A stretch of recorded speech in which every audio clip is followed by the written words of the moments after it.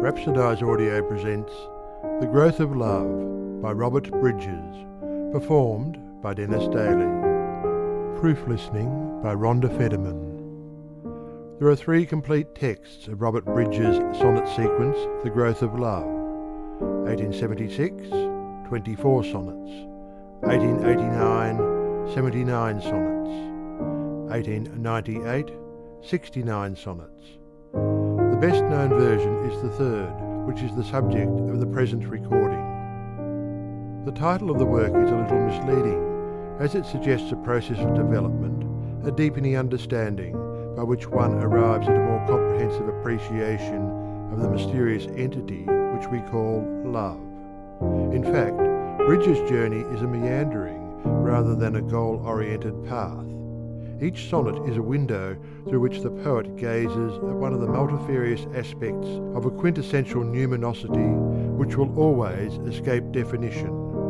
Bridges' approach is one of gentle and courteous appreciation, observational rather than meditative, and completely free from the feeling of striving for salvation or apotheosis.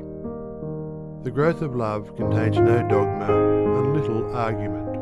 For Bridges, God's love to win is easy, but only becomes fully realized in the reciprocal appreciation by man.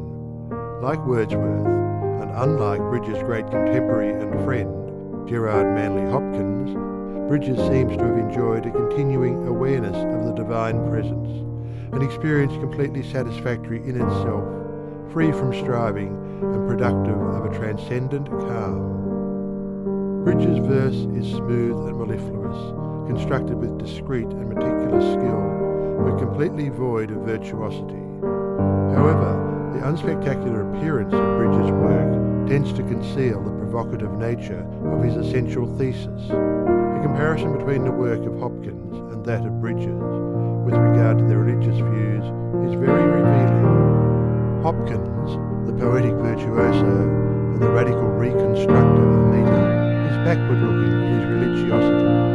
Like the medieval saint, he tortures himself in the struggle to reconcile himself to a God who refuses to be anthropomorphized. Bridges, on the other hand, allows himself to be satisfied with whatever falls from the hand of God. He seeks no justification, no glory, and no finality of bliss. He describes the state that he most desires in Sonnet 38. I would have life, thou saidst, all as this day, simple enjoyment calm in its excess, with not a grief to cloud, and not a ray of passion over hot my peace to oppress, with no ambition to reproach delay, nor rapture to disturb its happiness.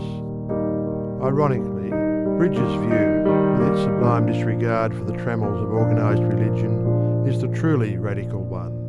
By contrast, Hopkins uses avant-garde methods to articulate a personal spiritual struggle analogous to those endured and described by Origen, Augustine of Hippo, Peter Abelard, and Pascal.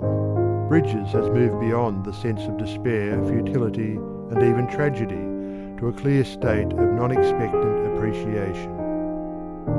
This is not to say that Bridges does not touch darker themes.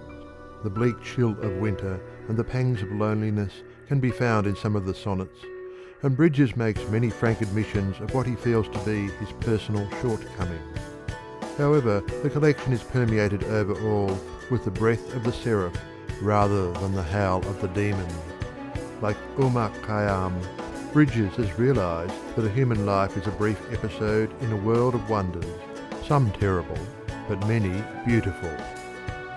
The final sonnet is an elegant reworking of the Lord's Prayer, in which the poet asks God to perfect thy kingdom in our passing state, and urges the divine to forget rather than forgive man's iniquity. Comfort from the terrors of existence is sought, and the poet leaves us with no final revelation or admonition, but with an unspoken suggestion that we ourselves seek out this abode of eternal serenity. My initial intention was to record this series in short segments, 5 or 6 sonnets each day. However, Bridges' verse was so seductive that I found it impossible to limit myself to such a meagre allowance. In spite of the apparent evenness of Bridges' prosody, there was never a sense of dullness or satiation. Reading this collection was somewhat like watching the ocean, a universal consistency made fascinating by an infinity of detail. I hope that listeners likewise will find joy in mining the riches of this neglected collection.